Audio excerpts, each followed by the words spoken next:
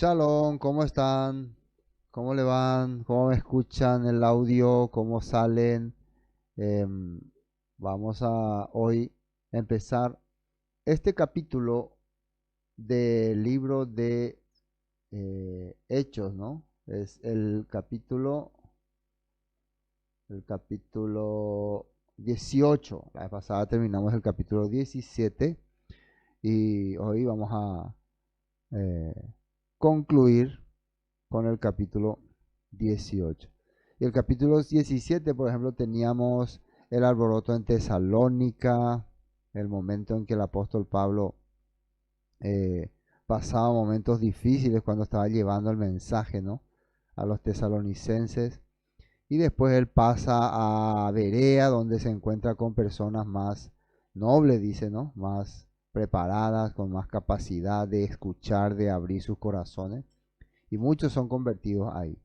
Nuevamente en ese lugar aparecieron también los alborotadores de Tesalónica, que crearon también problemas. Y de aquí Pablo pasa a Atenas. Y en Atenas algo le sorprende a Pablo, que ve hay mucha idolatría y se dice que había más de 30.000 figuras, imágenes. Y tiene un debate con los filósofos epicúreos y con los estoicos. Y se encuentra con ellos y habla acerca de varios temas, y entre ellos lo que más le llama la atención a ellos fue el tema de que habla sobre una aparente deidad, porque ellos creían que este nombre Jesús o Jesús o Yeshua y resurrección eran como dos dioses, porque en el griego tiene apariencia de dos dioses. Y finalmente ya Pablo comparte con ellos y les habla acerca de que hay un Dios que ustedes les honran, que ustedes honran, que es al Dios o a los dioses, ¿no? Según algunos dicen que dice a los dioses desconocidos, ¿no? Y bueno, a uno de esos dioses yo les vengo a presentar, que ustedes no conocen. Yo les vengo a presentar y quiero que puedan conocer acerca de su mensajero, de su ungido, y les habla acerca de Yeshua. Por lo visto no le convenció a mucho, porque algunos dijeron que me parece que estás hablando vanidades, y se burlaban y le dejaban. Pero hay uno que se llamó Dionisio, que era un principal del Areópago. Entonces él y una mujer llamada Damaris y otros con ellos se juntaron, dice, pero algunos creen que no hubo mucho cambio, no hubo mucha fortaleza en esa prédica, porque no hubo, como se puede decir, bautismos, imposición de manos. Y esto no significa que no haya habido obra del Todopoderoso en ese lugar. Cada lugar, el Todopoderoso prepara, ¿no?, las personas que van a ser ungidas, las personas que van a recibir la bendición. Y para el todo, para nosotros, para esa persona que ha sido elegida o bendecida por la palabra, la obra ha sido grande. Nosotros no podemos pensar que si nos fuimos a una ciudad y predicamos y solo una persona escuchó la palabra, que haya sido un fracaso. Tal vez para mi expectativa numérica sea un fracaso, pero para la vida de aquella persona que ha escuchado y que ha sido bendecida por la palabra, no es un fracaso, es un logro. Al contrario, es una bendición que entre tantas personas que pudieron haber entendido, el Todopoderoso me permitió a mí entender. Así que, de mi perspectiva, el que apóstol Pablo no haya mostrado, o sea, no haya habido grande manifestación en Atenas, no significa un fracaso. Al contrario, a pesar de haber tanta idolatría, hubo personas que pudieron creer y convencerse de que el mensaje que Pablo traía era el mensaje de un Dios poderoso y restaurador. Bueno, y finalmente de ahí Pablo pasa a Corinto. Corinto, dice versículo 1, capítulo 18. Después de estas cosas, Pablo salió de Atenas. Acá dice que salió de Atenas. Por fin salía sin ningún problema, sin ninguna dificultad. Siempre salía corriendo, huyendo y golpeado, ¿no? Aquí salió sanito.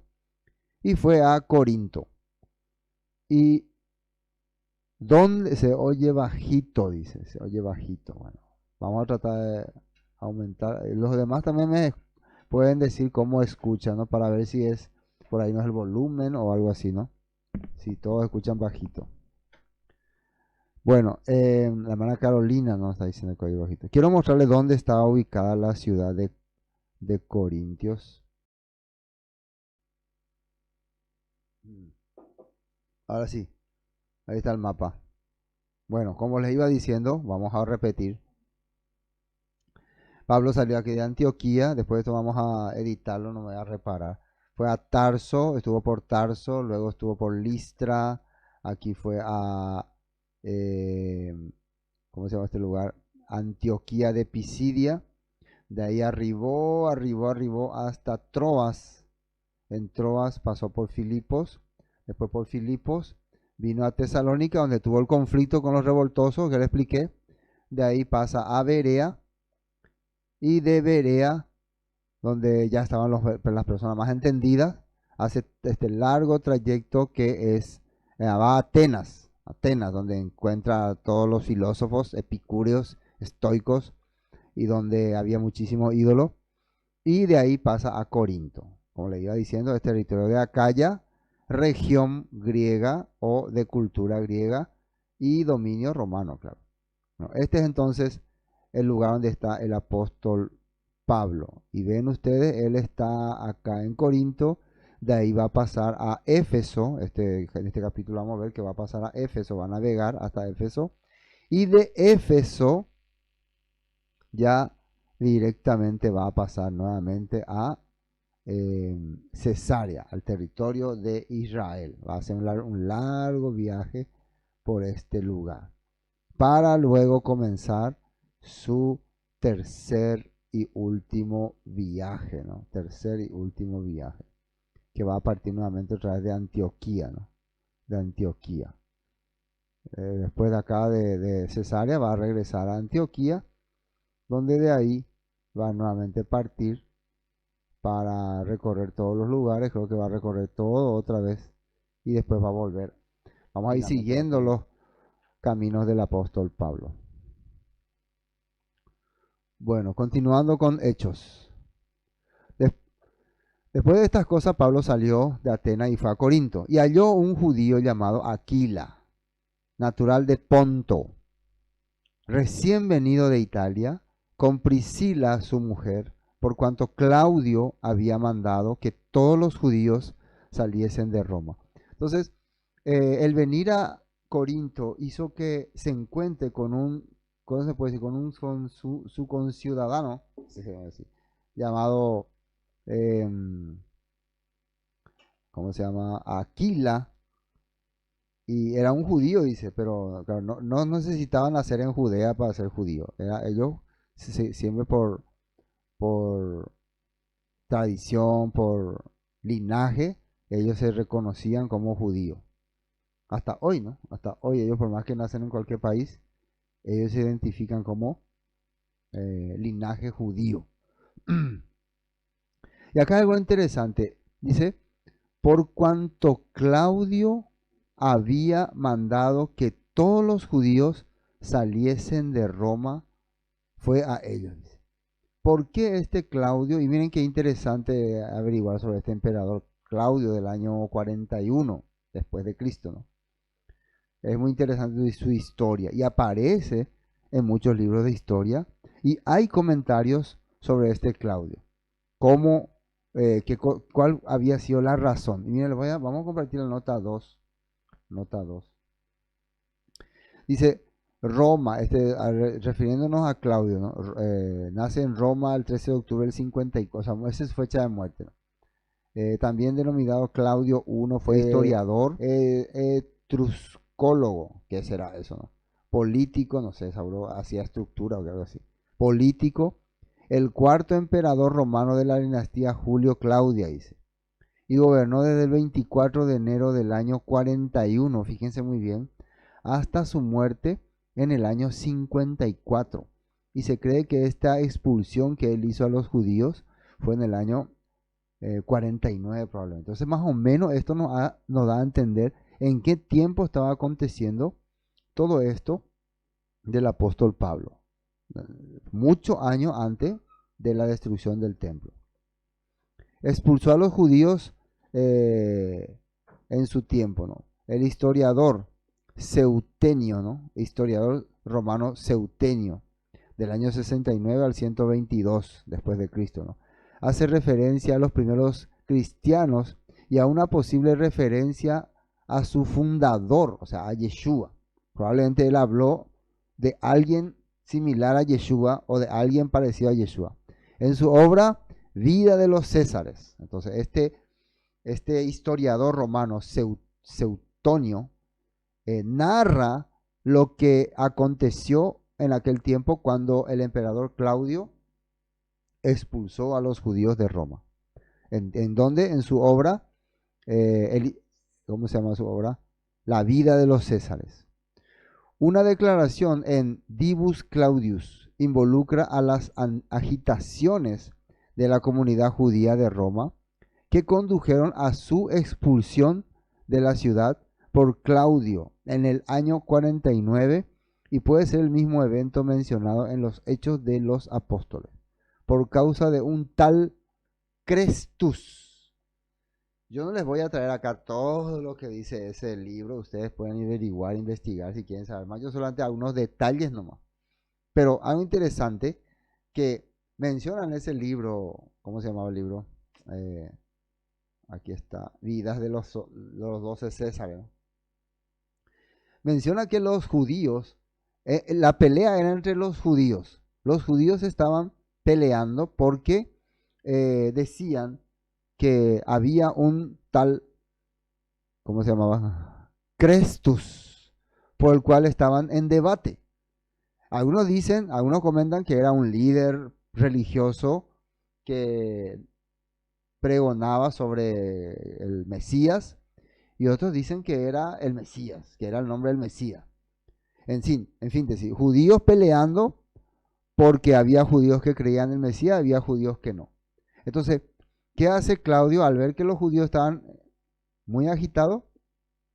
Ordena su expulsión de la ciudad. Aparte que ya muchos romanos no les veían con buenos ojos, ¿no? A los judíos.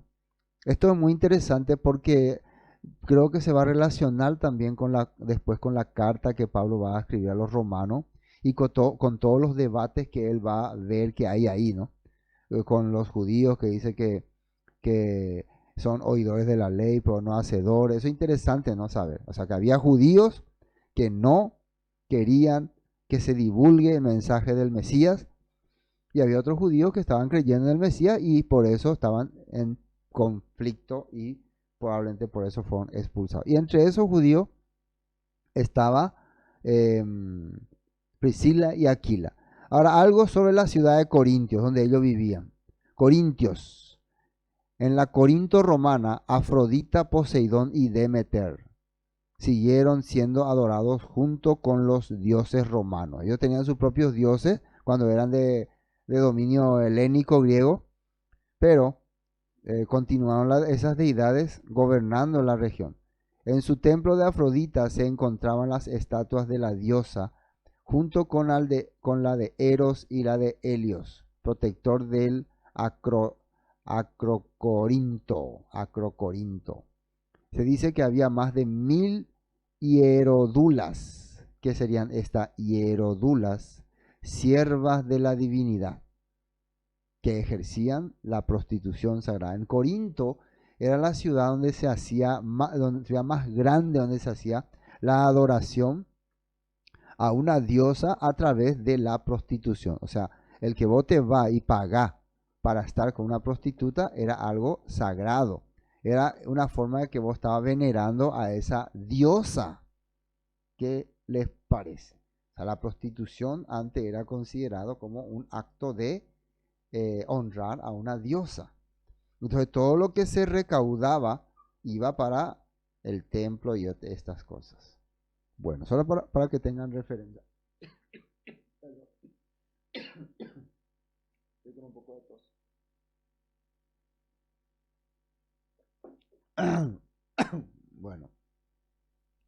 Continuemos. Y como eran del mismo oficio, se quedó con ellos, trabajaban juntos, pues el oficio de ellos era hacer tiendas. Vamos a ver. Hay unas referencias donde Pablo habla sobre Priscila y Aquila. Por ejemplo, Romanos 16:4 dice, saluda a Priscila y Aquila, mis colaboradores en el Mesías, Yeshua, que expusieron su vida por mí, a los cuales no solo yo doy gracias, sino también todas las iglesias de los gentiles. Esto es una carta que manda a los romanos. Probablemente ya Priscila y Aquila para ese tiempo volvieron a Roma. En 1 Corintios 16:19 dice, las iglesias de aquí en la provincia de Asia les saludan, dice. Saludos en el Señor, igual que Aquila y Priscila y todos los demás que se congregan en la casa de ellos para las reuniones de la iglesia. Entonces también dice que Priscila y Aquila habían ofrecido su casa para que se reúnan los hermanos. Una cosa muy interesante, hoy en día hay algunos que nos están diciendo que nosotros no tenemos iglesia, ¿no? Ustedes no tienen iglesia, nosotros tenemos iglesia. Vean ustedes cuando compartimos la Biblia, ¿dónde están las iglesias? ¿Qué son las iglesias? Si hay la posibilidad de tener un local para reunirnos, excelente. No hay problema con eso, más bien es bueno. Pero las iglesias en la Escritura eran donde se reunían para compartir la palabra. En la casa de alguien, en el lugar, en este caso nosotros vamos a celebrar nuestra fiesta y nos estamos reuniendo en el hotel. Esa es nuestra iglesia ahora. Algunos dicen, no, pero esa no es iglesia. Pero para nosotros esa es ahora nuestra iglesia, porque ahí nos reunimos. En la casa del hermano Lorenzo, en la casa del hermano Víctor, allá en la casa del hermano Rubén, hermano Alberto. Ahí es nuestra iglesia. Y nos reunimos, y los que nos reunimos nos sentimos muy cómodos, muy bien. Y los que tienen un local, mejor. Así que donde ustedes puedan reunirse entre 2, 3, 4 personas para compartir la palabra de Dios, del Eterno, ahí es su iglesia. Bueno, entonces, 1 Tesalonicenses 2:9 dice, ¿acaso no se acuerdan, amados hermanos, cuánto trabajamos entre ustedes día y noche? Nos esforzamos por ganarnos la vida a fin de no ser una carga para ninguno de ustedes, mientras les predicamos la buena noticia de Dios. Esto Pablo menciona porque él mientras estuvo en Corintios, trabajaba, dice. Acá versículo 3 dice, y como era del mismo oficio, se quedó con ellos y trabajaban juntos. Porque en Corintios, aunque ustedes no lo crean, nadie colaboró al principio con el apóstol Pablo. Y cuando él ya llegó a Corintio, probablemente Pablo tenía su riqueza personal, su fortuna, su dinero. Él no era de clase pobre. Y como ya era su segundo viaje, muchos dicen que todo esto él usaba de sus propios recursos, que él no pedía. Entonces finalmente en Corintio cuando llega, ya no tenía recursos. Y hay algo que hizo, la ciudad de Corintio era la más corrompida. Ya les dije que ahí es donde se hacía más la adoración a la diosa Afrodita. Venían muchos viajeros, muchos pasaban por ahí. Había muchas actividades para divertirse, para diversión. Y por alguna razón, el Todopoderoso le hizo entender a Pablo que aquí hay mucha gente, aquí tenés que quedarte. Imagínense que tenemos la primera carta de Corintio y la segunda carta de Corintio donde habla varias cosas, ¿no? Explicándonos cómo era el mundo ahí en Corintio. Y ahí Pablo explicó muchísimas cosas. Nosotros tenemos estudio completo de Corintio, ¿no? Explicó muchísimas cosas y muchas de esas cosas es para demostrar a los corintios acerca de que Yeshua era el Mesías. Entonces, por eso en algunas partes habla, ¿no? Por ejemplo, acá en 1 Tesalonicenses 2:9 dice, ¿acaso no se acuerdan, amados hermanos, cuando trabajamos entre ustedes día y noche, nos esforzamos por ganarnos la vida a fin de no ser una carga para ninguno de ustedes, mientras les predicamos la buena noticia de Dios? O sea, él prefirió trabajar que ser carga para ellos pidiéndole ofrenda y pidiéndole estas cosas. Porque en el corazón de ellos no le nacía. Lo correcto hubiera sido que ellos apoyen, que ellos le aporten. Acá en 1 Corintios 9:13 dice, ¿no se dan cuenta de que los que trabajan en el templo obtienen sus alimentos de las ofrendas que se llevan al templo? Trabajar para el templo significa trabajar para Dios. Según el entendimiento de Pablo, no se necesitaba ser levita para ser un trabajador para Dios y merecedor de las cosas que el Todopoderoso te permita a través de los que están recibiendo tu beneficio al trabajar para Dios. Y los que sirven en el altar reciben una porción de lo que se ofrece como sacrificio. 14. Del mismo modo, el Señor ordenó a los que predican buena noticia sean sostenidos por los que reciben el beneficio del mensaje. Sin embargo, yo jamás me he valido de ninguno de esos derechos y no escribo esto para sugerir que es mi deseo comenzar a hacerlo. Ahora, de hecho, preferiría morir antes que perder mi derecho a jactarme de predicar sin cobrar, dice. O sea, merecemos nosotros como obreros de Dios sus aportes, sus apoyos, pero no queremos usar ese merecimiento o ese derecho para reclamarles, para que nuestro reclamo sea: ustedes, hermanos, no, ni siquiera ofrendan, no quieren ofrendar. Eso no debería ser nuestro reclamo. Nuestro reclamo siempre va a ser el seguir la voluntad de Dios, el hacer la voluntad de Dios. Pero es una forma que Pablo está explicando acá. Y al final él tuvo que trabajar, pero no era lo recomendable, ¿no? Nosotros también en este tiempo hemos entendido ese punto. Y si no hay recursos para anunciar la palabra, para compartir la palabra, entonces el Padre nos dio a nosotros la fuerza, la esperanza, y nosotros utilizamos nuestros recursos para transmitir la palabra. Así como el apóstol Pablo hacía. Bueno, y discutía. ¿Y qué es lo que hacía? Discutía en la sinagoga todos los días de reposo y persuadía a griegos y a judíos y a griegos. Persuadía significa que les trataba de hacer entender sobre el Mesías, sobre Yeshua. Nosotros ya vimos en otras partes cuando Pablo predicó todo lo que él tocaba. Acá ya prácticamente en esta parte el escritor de Hechos ya resume. El decir les persuadía es un resumen de lo que le estaba enseñando. Y otra vez más, ¿en qué fecha, en qué día Pablo hacía esto? Aquí equivale a sábado. Los días sábado, los días de Shabbat. Esos días él compartía. ¿Dónde? En la sinagoga. ¿Y a quiénes encontraba en la sinagoga? A judíos. Y acá aparece la palabra griegos, pero esa palabra griegos es la palabra helenos, que quiere decir probablemente conversos, o griego o judíos con cultura griega, que también estaban ahí en la sinagoga. Los gentiles que no tenían nada que ver con la mentalidad judía no van a estar en la sinagoga. Y versículo 5, y cuando Silas y Timoteo vinieron de Macedonia, Pablo estaba entregado por entero, ¿a qué dice? A la predicación de la palabra.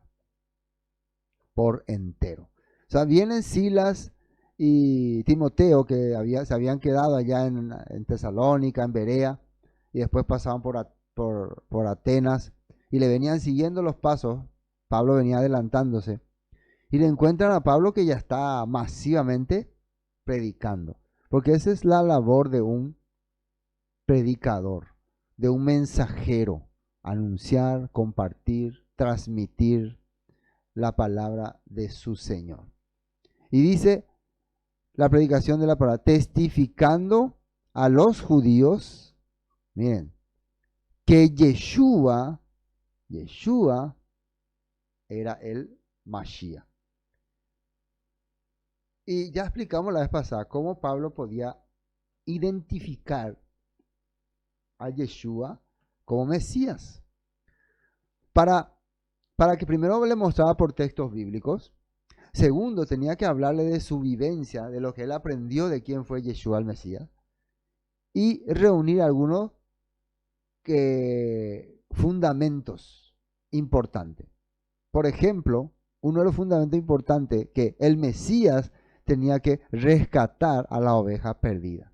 La labor del Mesías es que las ovejas, el pueblo de Israel disperso entre las naciones, regrese, vuelva ¿Y cómo estaba viendo Pablo que esto estaba ocurriendo? Porque al llevar el mensaje de Yeshua, muchos que habían entrado en la cultura griega, judíos helenizados, y muchos inclusive gentiles, empezaban a creer en la fe hebrea a través de Yeshua. Entonces el apóstol Pablo estaba verificando con su propia vida que las promesas de que el Mesías tenía que restaurar los corazones de su pueblo, tanto judíos como gentiles, como conversos a otra creencia, se estaba cumpliendo en Yeshua. ¿Y se acuerdan cuando Juan el Bautista se fue y le dijo mandó decirle a Yeshua si él era el Mesías o tenemos que esperar a otro? Yeshua, ¿qué le dijo? Sí, ¿acaso no leíste los textos? ¿Acaso no leíste? No. Díganle a Juan, los ciegos ven, los cojos andan, los leprosos son limpiados, los muertos son resucitados y a los pobres se le anuncia la Besorá, las buenas nuevas, el evangelio, la restauración. O sea que Yeshua estaba actuando como un restaurador, como un libertador, y por eso calificaba como Mesías. Aunque ahora me van a decir, no, pero hay varios requisitos. Pero en aquel tiempo ellos consideraban que esos eran los suficientes requisitos. Hoy ya hay más requisitos, ¿no? Pero para la época en que Yeshua y Pablo vivían, los requisitos que tenían Jesús, Yeshua, ya eran suficientes para considerarle como el Cristo. Y esto Pablo trataba de hacerles entender. Vean la nota 5. Después de que Sila y Timoteo llegaron a Macedonia, Pablo, todo el tiempo predicando la palabra, testificaba a los judíos que Yeshua era el Mesías. Testificaba. Okay, dice que les testificaba. Bueno, vamos a continuar porque estamos con el tiempo en línea. Pero oponiéndose, ahora, ¿qué pasaba con ellos? Oponiéndose y blasfemando. Estos les dijo, sacudiéndose los vestidos, es una práctica que tenían, ¿no? Vuestra sangre sea sobre vuestra propia cabeza. Yo limpio, desde ahora me iré, ahora sí, a los gentiles, a los que no son parte del pueblo, no son helénicos, son gentiles, son inconversos. Les voy a abrir la palabra a estas personas que no creen nada. Porque ellos, dice que se opusieron, y también blasfemaron. ¿Y qué es blasfemar? Veamos esta nota 6. Nueva traducción viviente. Pero cuando ellos se opusieron y lo insultaron, Pablo se sacudió el polvo de su ropa y dijo, la sangre de ustedes será sobre sus propias cabezas.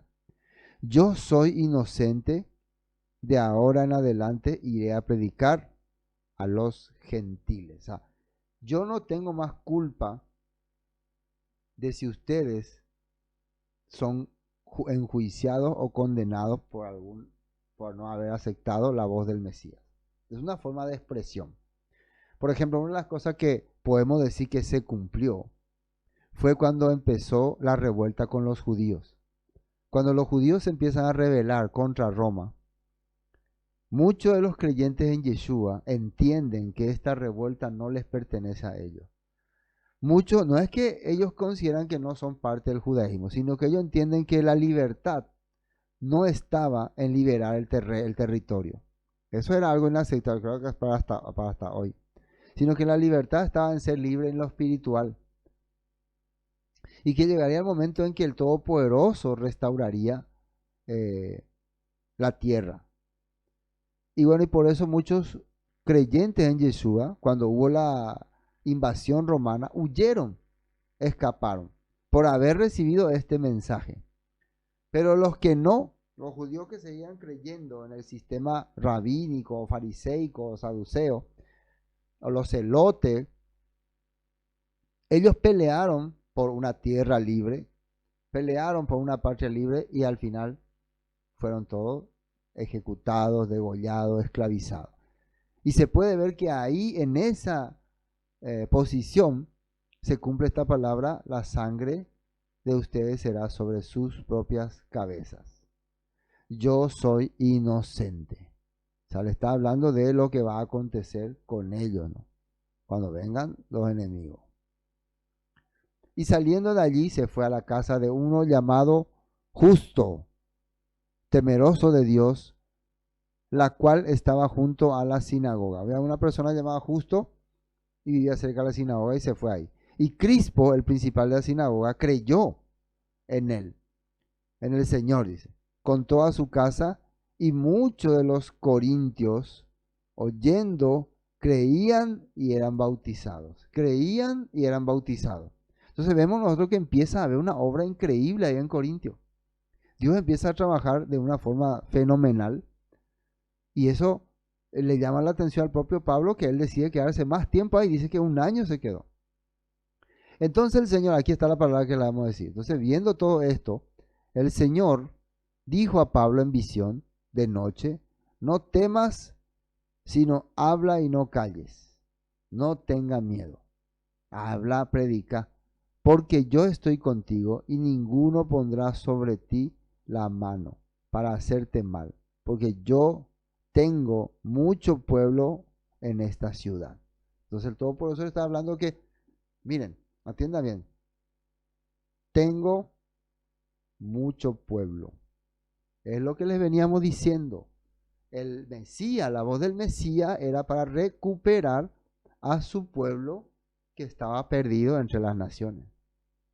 Y acá la voz del Eterno le dice a Pablo: no te preocupes, sigue predicando, porque tengo mucho pueblo en esa ciudad, dice. Mucha gente que pertenece al pueblo de Israel son de esta ciudad.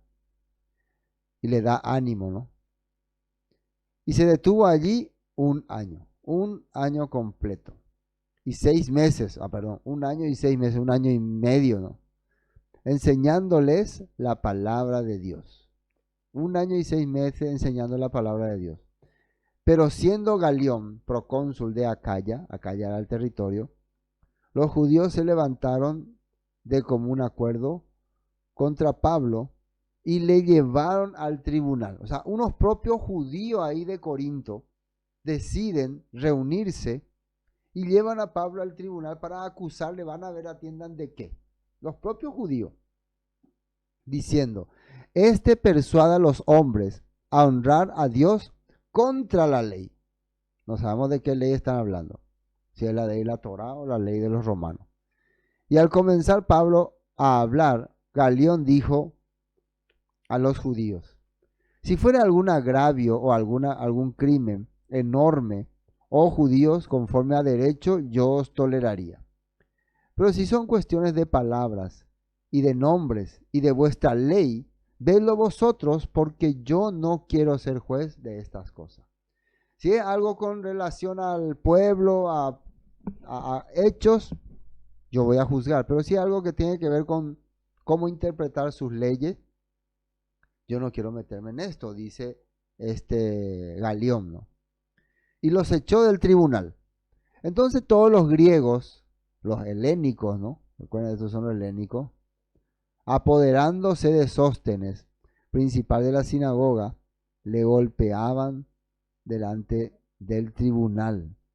Pero a Galión nada se le daba de ello. Nada se le daba de ello. O sea, ni cuenta se dio. Vamos a ver qué dice en esta nota. Entonces la multitud agarró a Sóstenes, el líder de la sinagoga, y los golpeó allí mismo, en la corte. Pero Galión no le dio a eso ninguna importancia. Bueno, lo que estamos viendo es que el apóstol Pablo,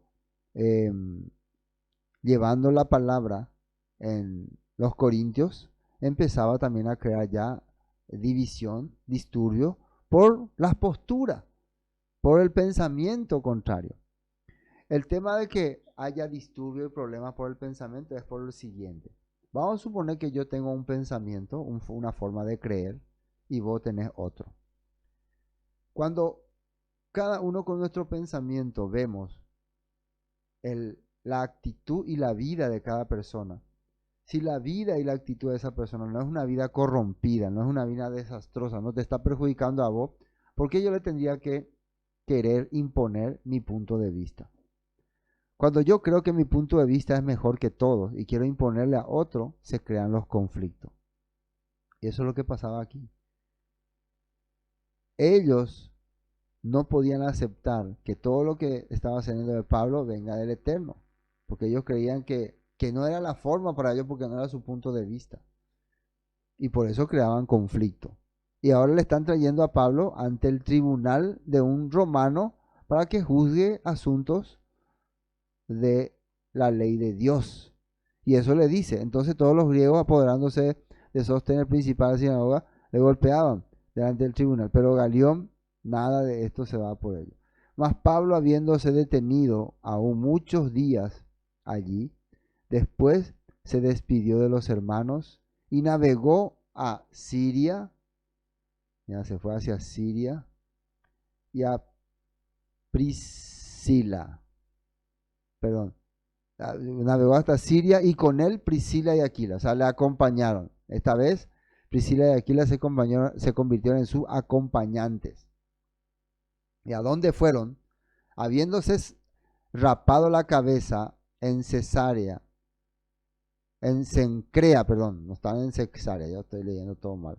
Cencrea, porque tenía hecho voto. Esa es una práctica judía que uno hace al raparse la cabeza, porque dice que en este momento voy a servir al Eterno. Acá eso está en número 6:18. Entonces el nazareo raerá a la puerta del tabernáculo de reunión su cabeza consagrada y tomará los cabellos de su cabeza consagrada y los pondrá sobre el fuego que está debajo de la ofrenda de paz. O sea, era tu cabello que vos ofrecía al raparte para hacer un voto al Eterno, vos le tenías que ofrecer en el altar del holocausto para que sea ofrecido como sacrificio. Eso dice acá en Números.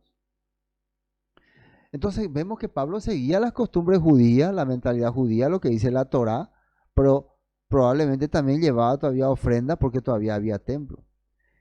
Y después de estar en Cencrea preparándose para ir a Jerusalén para hacer su, ¿cómo se dice? Su devoción, llegó a Éfeso y los dejó allí y entrando en la sinagoga discutía con los judíos.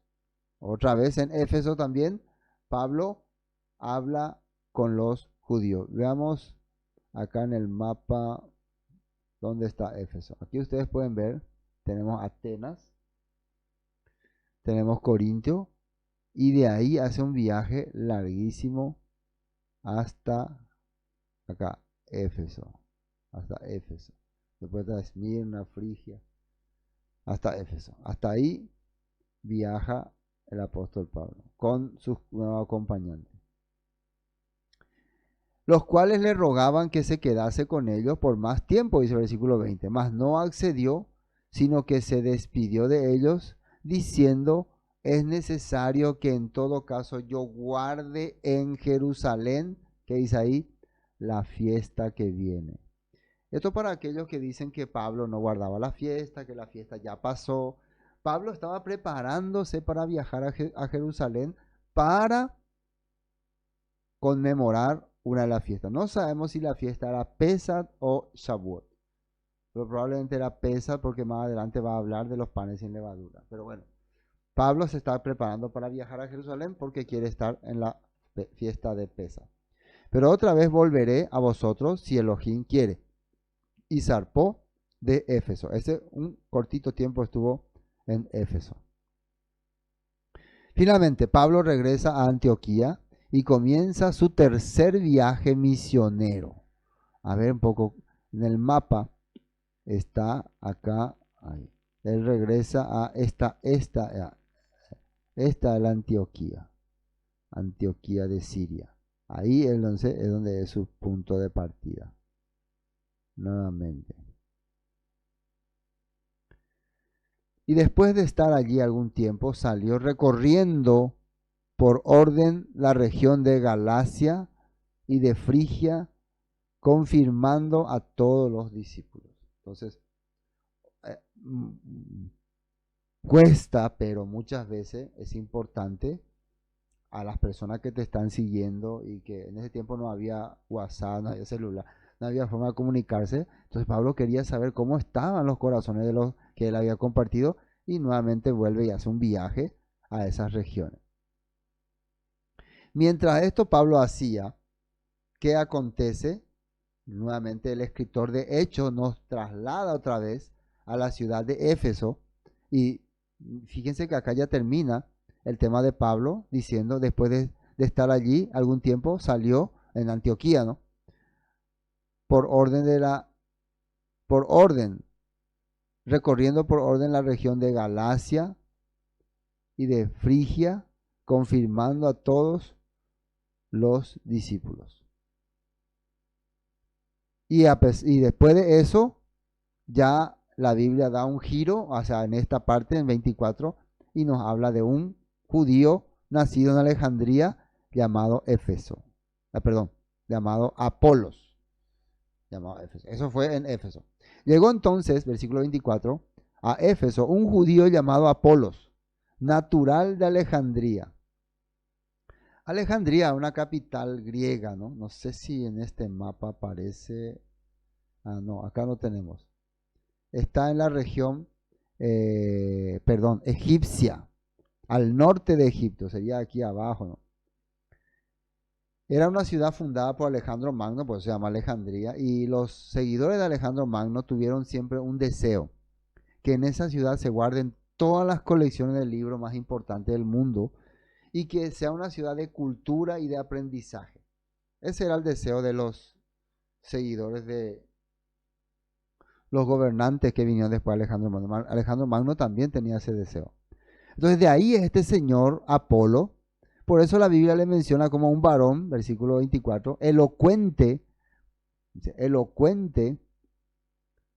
poderoso en las escrituras. Elocuente, que se podía expresar muy bien, y poderoso en las escrituras. La palabra poderoso viene de que tenía mucho conocimiento. Su palabra se basaba en textos reales. Este había sido instruido en el camino del Señor y siendo de espíritu fervoroso, hablaba y enseñaba diligentemente lo concerniente al Señor, aunque solamente conocía el bautismo de Juan. Lo concerniente al Señor. Hablaba y enseñaba, mira, enseñaba diligentemente, con mucha precaución, con mucha solicitud, con mucha base bíblica. Ahora, ¿qué significa instruido en el camino del Señor? ¿De quién, Señor, estamos hablando? Probablemente Apolos no conocía muy bien sobre la función de Yeshua como Mesías. Tal vez lo conocía como predicador, pero él no conocía el trabajo de Yeshua o el nombre de Yeshua como Mesías. Pero sí dice que era conocedor de lo que enseñó Juan cuando empezó a llamar a las personas que salgan del sistema. Por eso dice, conocía hasta el bautismo de Juan. Y dice, la nota 25. Vamos a la nota 25. Deuteronomio 32, 33. Así que Moisés le dijo al pueblo, asegúrense de obedecer todos los mandatos del Señor, su Dios, y de seguir sus instrucciones al pie de la letra. Manténganse en el camino que el Señor, su Elohim, les ordenó que siguieran. Entonces tendrán una vida larga y les irá bien en la tierra donde están a punto de entrar y que van a poseer. O sea, la Torah nos está diciendo de cuál es el camino del Señor. Acá dice, manténgase en el camino que el Señor, su Elohim, les ordenó. Esa palabra, siguiendo el camino, es siguiendo lo que está diciendo la Torah. Deuteronomio 6:1. Estos pues son los mandamientos y estatutos y decretos que Yahweh, vuestro Elohim, mandó que se os enseñase para que los pongáis por obra en la tierra la cual pasáis vosotros para tomarla. Entonces, todas estas promesas son las que ahora se está usando aquí. El escritor de Hechos está usando, ¿no? Hay más texto, pero hasta aquí no quiero ver. Bueno, y comenzó versículo 26. a hablar con denuedo. ¿De quién estamos hablando? De Apolos. En la sinagoga. Pero cuando lo oyeron Priscila y Aquila, le tomaron aparte y le expusieron más exactamente el camino del Señor. Fíjense que dice que le expusieron más exactamente el camino del Señor, hablándole de qué será, qué es lo que Priscila y Aquila habían aprendido con el apóstol Pablo, que entendieron ellos que Yeshua era el Mesías. Eso es lo que ellos fueron explicando más a detalle. Otra vez aclaro, tal vez para hoy, para mucha gente, Yeshua ya no cuadra como Mesías por todos los requisitos que el judaísmo ha puesto. Pero para aquella época, el ver que a través del nombre de Yeshua, de la enseñanza de Yeshua, los discípulos de Yeshua, están logrando que muchas personas regresen, para ellos, sí o sí, Yeshua era el Mesías. Para nosotros también, claro, pero estoy hablando para esas personas que no quieren creer. Y queriendo él pasar a Acaya, los hermanos le animaron y escribieron a los discípulos que le recibiesen, y llegado él allá, fue de gran provecho a los que por la gracia habían creído. Fue de gran provecho, quiere decir que ayudaba mucho. Nota 27. Acá habla un poco sobre este apóstol Pablo, sobre este predicador Apolos, y trata de comparar. Hay una discusión que hubo en Corintios capítulo 1, donde muchos seguidores de Corintio empiezan a seguir a Apolos como su apóstol verdadero, menospreciando la enseñanza del apóstol Pablo. Entonces Pablo lo que trata de explicar, yo no puedo leer todos los textos que ha perdido mucho tiempo, pero Pablo lo que trata de explicar es que tanto Apolos como yo somos servidores de Dios. Aunque Apolos tenga algún entendimiento un poco superior o mejor o por su capacidad intelectual, no quiere decir que él es más espiritual que el apóstol Pablo. De la misma forma, aunque el apóstol Pablo haya experimentado varias cosas, haya visto varias cosas, no quiere decir que sea superior a Apolo. Pero entre los hermanos creaban esas divisiones. Y dice 1 Corintios 4:6, pero esto, hermanos, lo he presentado como ejemplo en mí y en Apolos, por amor de vosotros, para que nosotros aprendáis a no pensar más de lo que está escrito, no sea que por causa de uno os desvanezcáis unos contra otros. O sea, nosotros los dos, Apolos y yo, Pablo, cuando enseñamos las cosas, tenemos que enseñar basándonos en lo que dice la Torá y los escritos. De lo contrario, vamos a ser exhortados.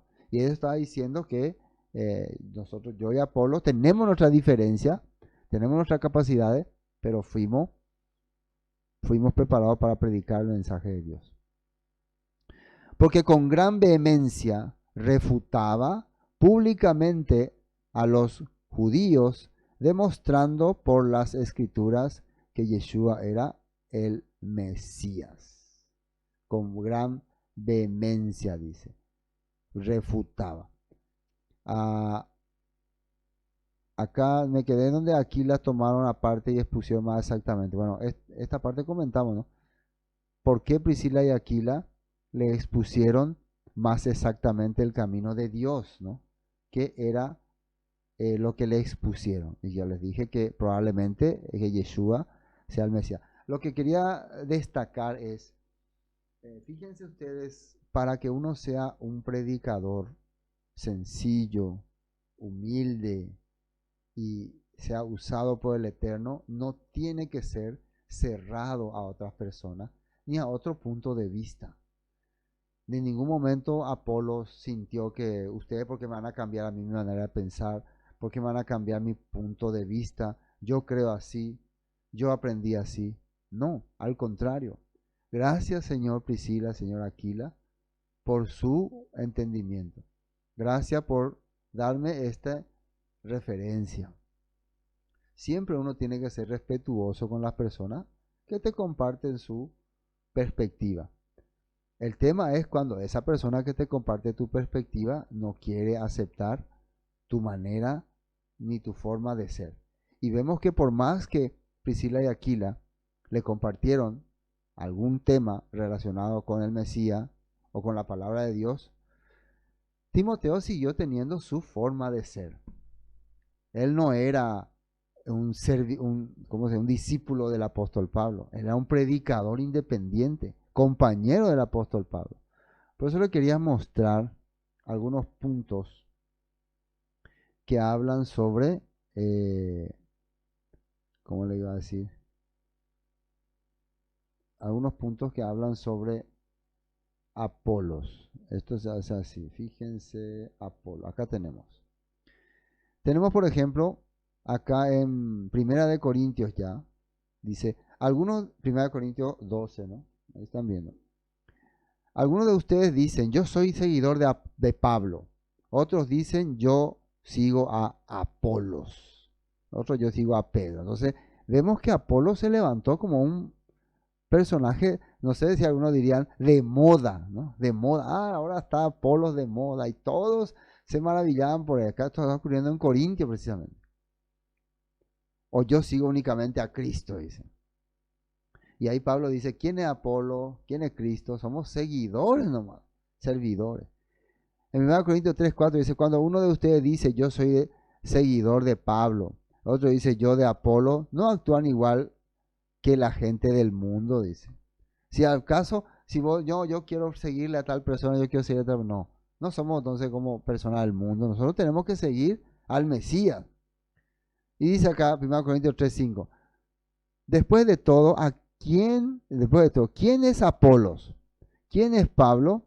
Nosotros solo somos siervos de Elohim, mediante los cuales ustedes creyeron la buena noticia.